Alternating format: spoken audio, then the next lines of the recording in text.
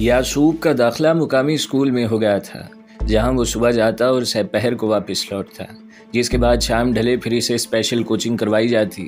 اسے بتایا گیا کہ عظیم یہودیوں کی زبان عبرانی ہے، جسے سیکھنا ہر یہودی کا فرض ہے، اور ان اسپیشل کلاسوں میں انہیں عبرانی کے علاوہ انگریزی سکھائی جاتی تھی۔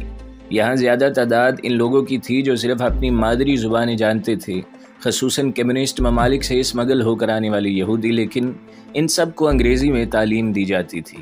یعقوب کی خوش قسمتی تھی کہ بمبئی میں اس کی تربیت انگریزی زبان میں ہوئی تھی۔ وہ ایک مشنری اسکول میں اسلم کے ساتھ ہی پڑھتا تھا۔ عارفہ البتہ مسلم اسکول میں پڑھتی تھی۔ 8ویں جماعت تک اسے انگریزی سے خاصی شدبد ہو چلی تھی۔ ذہانت اسے اللہ تعالی نے خصوصی وعیت کی تھی۔ اس ذہانت کے بلبوتے پر وہ دیکھتے ہی دیکھتے اپنے ہم جماعتوں سے آگے نکل گیا۔ 1.5-2 سال میں وہ اپنے اسکول ہی کا نہیں، اپنے بورڈ کا ذہین ترین طالب علم شمار ہونے لگا۔ تبھی سے اس بات کی سمجھ نہیں آتی تھی کہ گھر کے علاوہ بھی اس کا ایک ٹیچر بطور خاص فالتو وقت میں اس کے ساتھ یعقوب کی مادری زبان میں ہی کیوں بات کرتا تھا۔ اس بات کا علم تو اسے بعد میں ہوا کہ اسے عظیم یہودی سلطنت نے بہت پہلے ہی سے کئی عظیم مشن کے لیے منتخب کر رکھا تھا، اور اس کی ساری تربیت اب اس نہج پر کی جا رہی تھی۔ لڑکپن ہی سے وہ اپنے قد کاٹ اور جسمانی ساخت کے اعتبار سے منفرد شخصیت کا حامل دکھائی دیا کرتا تھا۔ اس کی یہی خوبی اب یہاں بھی کام آئی تھی، اور اس کے کرتا دھرتا یعقوب کا انتخاب عظیم خدمات کے لیے کر چکے تھے۔ اس بات کا علم سوائے اس کے دادا کے اور کسی کو نہیں تھا، جو خود ایک یہودی تنظیم کا سرکردہ ممبر ہونے کے علاوہ عظیم یہودی سلطنت کے قیام کا زبردست حامی اور معید رہا تھا۔ یعقوب اور اس کی ماں بھی یہ بات نہیں جانتے تھے کہ گزشتہ 25 سال سے اس کے دادا کا تعلق یہودیوں کی خفیہ تنظیم ہوگانا سے رہا تھا، اور اب بھی اسی نے بھارت سے اسی تنظیم کے حکم پر اسرائیل کی طرف مراجعت کی تھی۔ بھارت میں دوران قیام بھی وہ تنظیم کے حکم پر بھارت میں خدمات انجام دے رہا تھا۔ دنیا کے نزدیک تو تب بھارت کا شمار ان ممالک میں ہوتا تھا جنہوں نے اس ناجائز ملک کو تسلیم نہیں کیا تھا، لیکن اسحاق جانتا تھا کہ اسرائیل اور بھارت کے تعلقات کبھی ختم نہیں ہوئے تھے۔ صرف عرب ممالک کی آنکھوں میں دھول جھونکنے کے لیے بھارت نے ان دنوں اسرائیل سے باقاعدہ سفارتی تعلقات استوار نہیں کیے تھے، جبکہ دونوں کے درمیان ہمیشہ سے مضبوط خفیہ تعلقات رہے تھے، اور اسرائیل نے ہر موقع پر بھارت کی مدد کی تھی۔ تعلقات بحال ہونے کے بعد تو سارے پردے ہی اٹھ گئے تھے۔ اسکول سے کالج کی زندگی میں قدم رکھتے ہی اس کی تربیت غیر محسوس انداز میں شروع ہو گئی تھی۔ ابھی تک یعقوب کو اس بات کا علم نہیں تھا کہ اس کا انتخاب موساد کے لیے ہو چکا ہے۔ وہ تو یہی سمجھتا تھا کہ مارشل آرٹ میں اس کی غیر معمولی دلچسپی کی وجہ سے اس کے انسٹرکٹر اس پر خصوصی توجہ دے رہے ہیں، کیونکہ اس نے اسکول لائف میں طالبیب کا سب سے بڑا ایوارڈ حاصل کر لیا تھا۔ خود اس کی دلچسپی بھی اب مارشل آرٹ میں روز بروز بڑھنے لگی تھی۔ اسے دوران تربیت ایسی فلمیں دکھائی جاتی تھیں جنہیں دیکھ کر اس کا خون کچھ زیادہ ہی جوش مارنے لگتا تھا۔ زندگی نے جیسے ایک دم اپنا راستہ تبدیل کر لیا تھا۔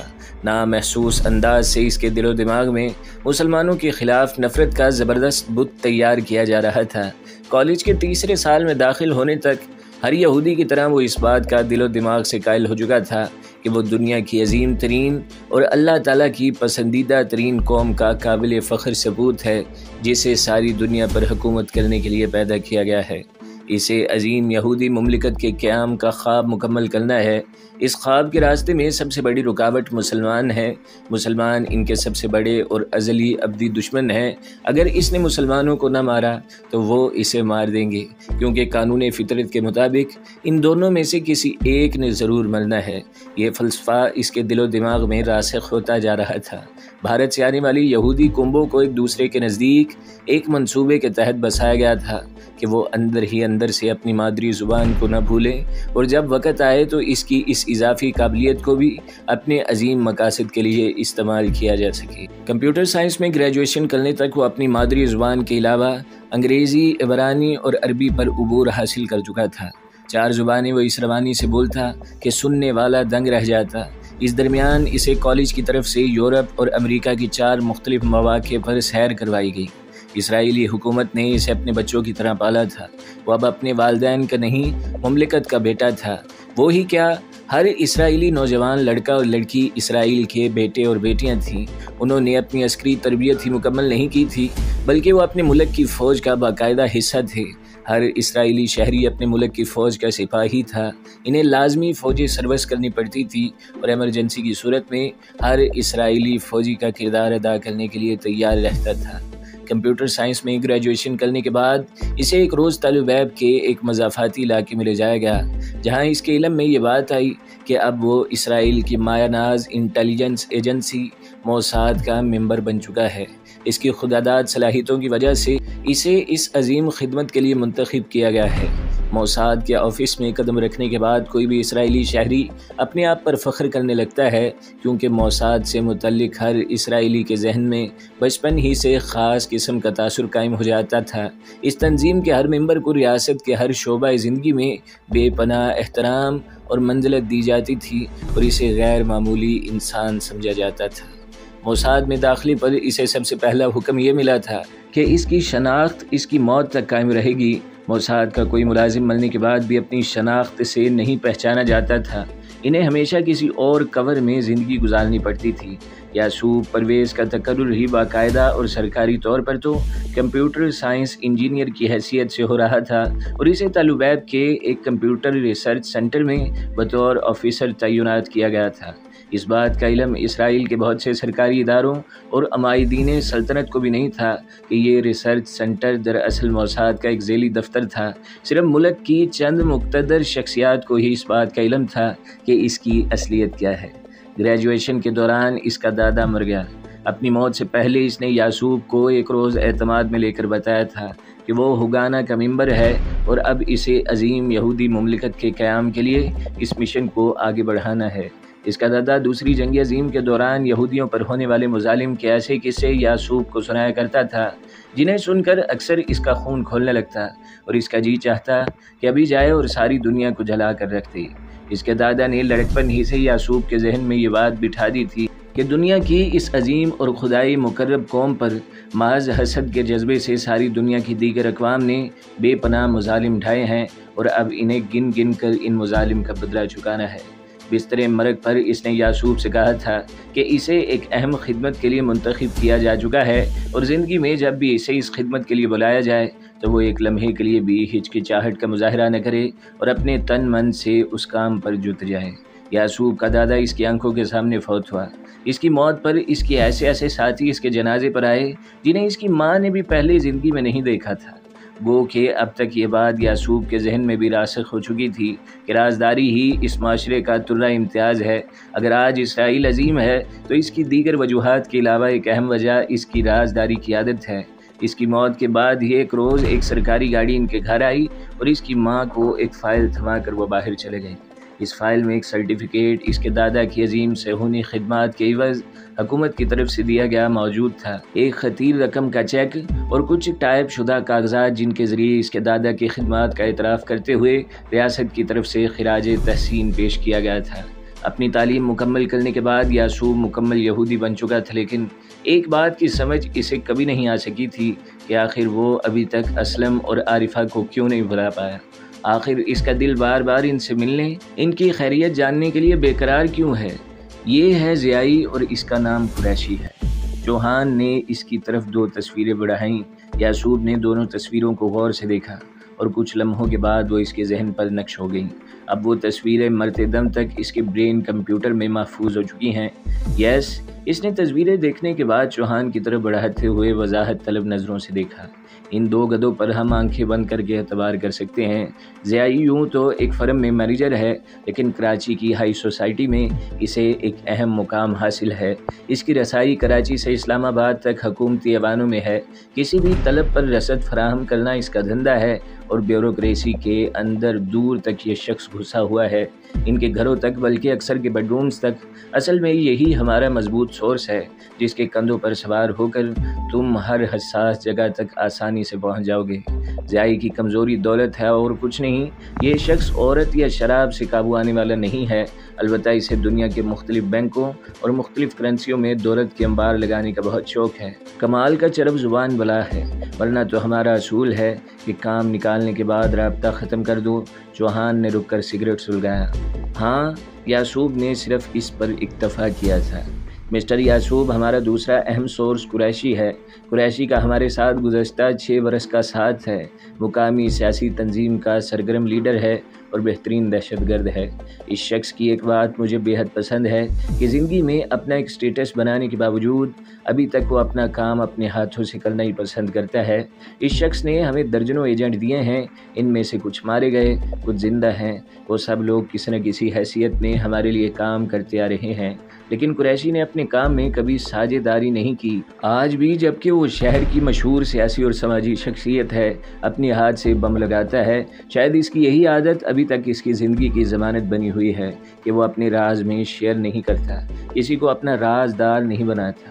چوہان نے دونوں کا تعارف مکمل کروایا۔ اب وہ نقشوں کی مدد سے اسے پاکستان کے ایٹمی مراکز کی تفصیلات سمجھانے کی کوشش کر رہا تھا، اور یعصوب بڑی توجہ سے نقشوں پر نظریں جمائے کبھی کبھی چوہان کو دیکھ لیتا، جو اب بڑے انہماک سے اپنے کام میں مصروف تھا۔ چوہان کے سمجھانے کے انداز سے اسے اب کچھ الجھن سی ہونے لگی تھی۔ وہ تو اسے یوں سمجھا رہا تھا جیسے یعصوب کوئی عام قسم کا انٹیلیجنس ایجنٹ ہے۔ کیا اس گدھے کو میری اصلیت کا علم نہیں؟ اس نے اپنے آپ سے سوال کیا، اور پھر خود ہی اسے اس سوال کا جواب بھی مل گیا۔ کیا ممکن ہے اہلووالیہ نے اسے نامکمل معلومات دی ہوں؟ اس بات کا علم تو اہلووالیہ کو بھی نہیں تھا کہ وہ کیسا ہے، وہ بھی اسے موساد کا ایک عام سا ایجنٹ ہی سمجھ رہا تھا۔ چوہان کی بریفنگ کے انداز سے اسے اپنا اکیڈمی کا ابتدائی دور یاد آ گیا۔ اسے یاد آیا کہ اس روز جب وہ یونیورسٹی سے ڈگری لے کر گھر پہنچا تو ایک فون اس کی ماں نے اٹینڈ کیا۔ دادا کو مرے 10-12 روز ہی ہوئے تھے، اور اس کی آخری باتیں اکثر یعصوب کے ذہن میں گردش کرتی تھیں۔ ابھی تک اسے علم نہیں ہو سکا کہ اسے اسٹیٹ نے کس عظیم خدمت کے لیے منتخب کیا ہے۔ کالج لائف کے دوران اس نے دوسرے اسرائیلی نوجوانوں کی طرح 2 سال فوجی خدمات میں ضرور گزارے تھے۔ اس دوران اسے روزانہ اپنا کچھ وقت باقاعدہ فوج کے ساتھ گزارنا پڑتا تھا، اور فوج کے مکمل ڈسپلن کو بھی اپنانا ہوتا تھا۔ تمہارے لیے فون ہے، اس کی ماں نے ریسیور میز پر رکھ کر کچن کا رخ کرتے ہوئے کہا۔ اوکے کہہ کر اس نے ریسیور اٹھایا۔ میں تمہارا دوست بول رہا ہوں، امید تم مجھے بھولے نہیں ہوگے۔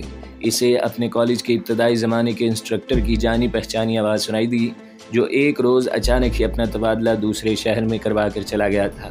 او نو سر، آپ تو ایسے گئے کہ پیچھے مڑ کر نہیں دیکھا۔ آپ کو میں کیسے بھول سکتا ہوں، اس نے قدر خوشی اور جوش بھرے لہجے میں کہا۔ دونوں کچھ دیر کالج کی یادیں تازہ کرتے رہے، پھر اچانک ہی اس کے انسٹرکٹر نے اسے اپنے فیوریٹ ریسٹورنٹ میں شام کو چائے کے لیے دعوت دی۔ ضرور سر، اس نے خوشی سے بے قابو ہو کر کہا۔ شام کو مقررہ وقت پر وہ اس مخصوص ریسٹورنٹ میں پہنچ گیا جہاں کالج کے زمانے میں اکثر وہ لوگ جایا کرتے تھے۔ یہاں سب کچھ ابھی تک ویسا ہی تھا۔ کونے کی ایک میز پر انسٹرکٹر پہلے سے اس کا منتظر تھا۔ یعصوب کی شکل پر نظر پڑتے ہی وہ اپنی جگہ سے اٹھا اور اس کی طرف بڑھ کر یعصوب سے گرم جوشی سے ہاتھ ملاتے ہوئے بغل گیر ہو گیا تھا۔ اس نے خود ہی یعصوب کی فیوریٹ ڈش کا آرڈر دیا اور اب اس کے ساتھ خوش گپیوں میں مصروف تھا۔ یعصوب اسے بڑے جوش و خروش سے اپنے ماضی خصوصاً فوج میں سروس کے واقعات سنا رہا تھا۔ اس نے انسٹرکٹر کو بتایا کہ اسے بطور خاص فوج میں SSD کورس کروایا گیا، جو ہزاروں میں سے ایک نوجوان کو کروایا جاتا ہے۔ بیلڈن، انسٹرکٹر نے بظاہر بے ساختگی سے کہا۔ یعصوب اس حقیقت سے بے خبر تھا کہ اسے ایک طے شدہ منصوبے کے مطابق ہی یہ تربیت دی گئی تھی۔ وہ یہ بات بھی نہیں جانتا تھا کہ گزشتہ 10 سال سے اسے بے خبر رکھ کر ایک خاص مقصد کے لیے تیار کیا جا رہا تھا، اور اب اس مقصد کو پورا کروانے کا وقت آ گیا تھا۔ اب تک دراصل وہ زیر تربیت ہی تھا۔ دونوں ماضی کے دور سے کچھ متعلق کچھ باتیں کرتے رہے۔ اس کے بعد انسٹرکٹر نے آمد برسر مطلب پر آتے ہوئے اسے کہا، تمہیں شاید تمہارے دادا نے بتایا ہو کہ تمہارا انتخاب ایک عظیم خدمت کے لیے کیا جا چکا ہے۔ یس سر، انہوں نے کچھ کہا تو تھا۔ یعصوب نے اس بات میں سر ہلایا اور انسٹرکٹر نے اسے بتا دیا کہ وہ جلد موساد سے انٹرویو کرنے جا رہا ہے۔ اس نے اگلے روز اسے گھر سے باہر ملنے کا وقت دیا، جہاں انسٹرکٹر ایک جیپ کے ساتھ موجود تھا۔ یعصوب کے بیٹھتے ہی جیپ چل پڑی تھی۔ تالوبیب کے مضافات میں شالیس ہٹ بیس پر جیپ رک گئی۔ اسے بیس کے ایک ملحقہ آفس میں لے جایا گیا، جہاں ایک چھوٹے سے کمرے میں پڑی واحد میز کے ایک کونے پر ادھیڑ عمر کا ایک شخص اپنے سامنے فائل رکھے اس کا منتظر تھا۔ تمہارا نام ملک کی عظیم خدمت کے لیے ہمیشہ سے ہمارے ذہن میں رہا ہے۔ تمہاری تربیت اس نہج پر کی گئی ہے۔ کیا تم موساد کی فیملی کا ممبر بننا پسند کرو گے؟ اس نے بغیر لگی لپٹی کے فوراً ہی براہ راست اس کی آنکھوں میں جھانکتے ہوئے سوال داغ دیا۔ کیوں نہیں جناب؟ یعصوب نے ایک لمحہ توقف کیے بغیر جواب دیا۔ کیونکہ وہ جانتا تھا کہ موساد کے فیملی کے ممبر کی کیا معاشرتی حیثیت ہے۔ زندگی کی ہر آسائش اس کی گھر کی باندی بن جایا کرتی ہے، اس کے لیے تمہیں بہرحال ایک امتحان سے گزرنا ہوگا۔ ہمیں تمہاری صلاحیتوں پر شک نہیں، لیکن روایت کا احترام بھی ضروری ہے، بوڑھے یہودی نے کہا۔ میں حاضر ہوں سر، آپ کوئی بھی امتحان لے سکتے ہیں، دوبارہ اس نے بڑے اعتماد سے جواب دیا۔ ٹھیک ہے، اب تم جا سکتے ہو، بوڑھے نے کہا، اور یعقوب اپنی ایڑیوں پر ہی دوسری طرف گھوم گیا۔ یہ بات تو وہ بھی جانتا تھا کہ اسے یہاں صرف 2 سوالات کے جواب دینے کے لیے نہیں بلایا گیا، ضرور اس میں بھی کوئی بھید ہوگا جسے جاننے میں اسے کوئی دلچسپی نہیں تھی۔ 2 روز بعد اسے تل عبیب ہی کے ایک علاقے ہرزیلیہ میں طلب کر لیا گیا۔ یہ ایک خوبصورت اپارٹمنٹ تھا جو بظاہر ماڈرن آبادی کا ایک حصہ تھا، لیکن اس کی اصلیت کا علم شاید یہاں کے مکینوں کو کم از کم نہیں تھا۔ یہاں پھر ایک چھوٹے کمرے میں اسے اکیلے بیٹھنا پڑا۔ کمرے میں صرف ایک میز اور ایک کرسی تھی، البتہ کونے میں کرسی ضرور موجود تھی جو لڑکی اسے دروازہ دستک دے کر کھولنے پر یہاں چھوڑ گئی تھی۔ اس نے یعقوب کی شناخت بھی دریافت کرنے کا تردد نہیں کیا تھا، چونکہ اس طرف سے کوئی سوال نہیں ہوا تھا، اس لیے یعقوب نے بھی اپنا تعارف نہیں کروایا۔ 20 منٹ تک وہ کمرے میں ہونکوں کی طرح منہ لٹکائے بیٹھا رہا۔ ایک بات اس کے ذہن میں موجود ہی تھی کہ کسی نہ کسی کونے میں لگا کوئی خفیہ کیمرہ اس کی تمام حرکات و سکنات کو نوٹ کر رہا ہے۔ یہی وجہ تھی کہ اس نے خود کو بالکل نارمل رکھا اور کسی بے چینی کا انتظار نہیں کیا۔ اچانک ہی ٹھک سے دروازہ کھلا اور ایک نوجوان نے اس کے سامنے کچھ کاغذات اور ایک قلم رکھ دیا۔ وہ بھی یعقوب سے کچھ کہے بغیر واپس لوٹ گیا۔ اس نے خود ہی کاغذ قلم تھاما۔ ایک چھپا ہوا سوال نامہ اس کے سامنے دوہرا تھا، جس پر انسانی نفسیات سے متعلق درجنوں سوالات موجود تھے، جن کے جوابات اسے کہیں نقطہ لگا کر، کہیں اوکے اور کہیں کاٹ کر لکھنے تھے۔ اس سوال نامہ کے ذریعے ہر سوال کے 3 ممکنہ جواب لکھ کر ہر جواب سے متعلق اس کی رائے دریافت کی گئی تھی۔ جیسے ہی اس نے اپنے جوابات مکمل کر کے میز پر رکھے، دوسرے ہی لمحے دروازہ کھلا اور وہی نوجوان جو کاغذات لے کر آیا تھا، قلم سمیت تمام کاغذات اٹھا کر واپس لے گیا۔ یہ آغاز تھا۔ ہر تیسرے دن اسے مختلف فوجی نوعیت کے علاقے میں طلب کیا جاتا اور ایسے ہی کاغذات کا پلندہ تھما کر اس کے جوابات حاصل کرنے کے بعد رخصت کر دیا جاتا۔ یہ سلسلہ 3 ماہ تک جاری رہا۔ اس درمیان وہی بوڑھا جس نے اپنا تعارف گوریان کے نام سے کروایا تھا، اسے تل عبیب کے سکالا کیفے میں ملاقاتیں کرتا رہا۔ ہر ملاقات پر وہ اسے سینکڑوں سوالات، موضوعات بدل کر پوچھتا، حالانکہ اب تک وہ ایسے سوالات کے جوابات سے سینکڑوں صفحات لے چکا تھا۔ یہ بات اس نے بطور خاص نوٹ کی تھی کہ گھما پھرا کر اس سے گوریان ویسے ہی ملتے جلتے سوالات کرتا تھا جن کے جوابات وہ پہلے سے دے چکا تھا۔ 3 ماہ کے بعد ایک روز اسے میڈیکل ٹیسٹ کے لیے آرمی کے ایک آفس میں طلب کر لیا گیا۔ گو کہ وہ اس کی ضرورت نہیں سمجھا تھا، کیونکہ گزشتہ 5 سال سے متعدد مرتبہ اس کے میڈیکل ٹیسٹ ہو چکے تھے، لیکن یہاں پہنچ کر اسے علم ہوا کہ یہ تو بالکل الگ قسم کا طبی امتحان ہے۔ اس سے پہلے جب اسے کہیں بھی میڈیکل ٹیسٹ دیا تو اس کے ساتھ اس جیسے درجنوں لڑکے اور لڑکیاں ہوتے تھے، جن کا ٹیسٹ لینے والے 1 یا 2 ڈاکٹر باری باری ان کا طبی معائنہ کرتے تھے، لیکن یہاں وہ اکیلا تھا اور ٹیسٹ لینے والے 1 2 نہیں 10 ڈاکٹر تھے۔ اسے 10 مختلف کمروں میں باری باری لے جایا گیا۔ ہر کمرے میں ایک ڈاکٹر، ایک ماہر نفسیات اور ایک نرس موجود تھی۔ ہر کمرے میں آدھا گھنٹہ اس پر صرف ہوا اور 5 گھنٹے کے اس تھکا دینے والے عمل کے بعد بالآخر اسے گھر جانے کی اجازت مل گئی۔ یعقوب نے گو کہ اسرائیل میں شعور کی آنکھ نہیں کھولی تھی اور اپنا بچپن گزار کر ہی وہ یہاں آیا تھا، لیکن اس 3-4 ماہ میں اس نے اندازہ لگا لیا تھا کہ اس کے ممتحن اس کی قوت برداشت کی انتہا دیکھنا چاہتے ہیں اور اس نے ہتھیار نہیں پھینکے تھے۔ موساد کے کسی بھی ایجنٹ کی زندگی آرمی کے جرنیل سے کسی طرح کم نہیں ہوتی۔ خود اس کی متلون طبیعت کے لیے اس سے موزوں نوکری اور کہیں نہیں ہوتی۔ یہاں اسے ساری دنیا دیکھنے کا موقع ملتا ہے اور وہ اس گولڈن چانس کو کبھی نہیں چھوڑنا چاہتا تھا۔ یعقوب کو اس بات کا علم تھا کہ اس کا انتخاب موساد کی سب سے خطرناک برانچ قائدون کے لیے کیا گیا ہے، جو دراصل موساد کا قاتل گروپ ہے، جس کا کام دنیا کے کسی بھی حصے میں حکم ملنے پر متعلقہ شخصیت کو بہر صورت قتل کرنا ہوتا ہے، خواہ اس کی قیمت اپنی جان کے عوض ہی کیوں نہ چکانی پڑے۔ ان لوگوں کی قمیضوں کے کالر ہمیشہ زہر میں بجھے ہوئے ہوتے تھے تاکہ شناخت ہونے سے پہلے یا دشمن کے ہتھے چڑھنے سے پہلے وہ زہر چاٹ کر اپنا راز اپنے ساتھ قبر میں لے جائیں۔ قائدون کو جاسوسی امور میں مہارت نامہ حاصل ہوتا تھا اور عموماً موساد کے کٹسا کا انتخاب انہی لوگوں میں سے کیا جاتا تھا۔